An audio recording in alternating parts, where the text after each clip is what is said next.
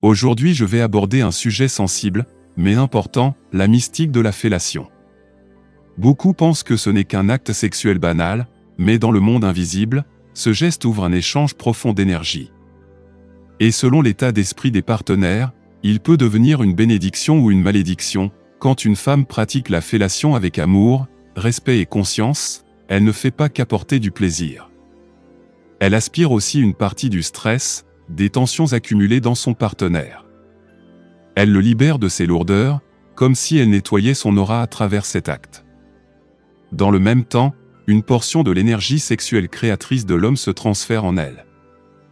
Non pas pour la détruire, mais pour la nourrir.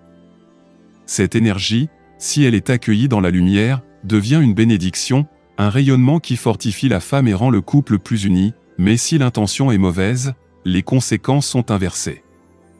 Une femme négative, remplie de haine, de jalousie ou d'intérêt matériel, peut aspirer l'énergie vitale de l'homme de manière destructrice.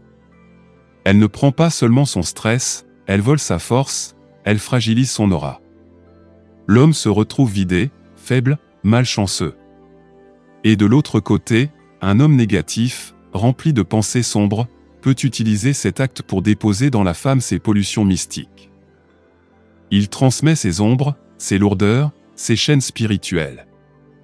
La femme en ressort chargée, comme salie, et son énergie en souffre. Frère, sœur, retiens ceci, aucun acte sexuel n'est neutre. Chaque échange est un rituel qui lie deux âmes, qui circulent entre deux auras. La fellation peut être un canal de purification et de bénédiction si elle est faite avec amour et respect. Mais entre des cœurs sombres, elle devient un outil de destruction invisible. Abonne-toi à cette chaîne pour d'autres révélations, et regarde dans la description mes livres sur la purification, la protection et la libération spirituelle. Je suis Kamao, et je te rappelle, l'amour sacré construit. Mais le sexe sans conscience détruit.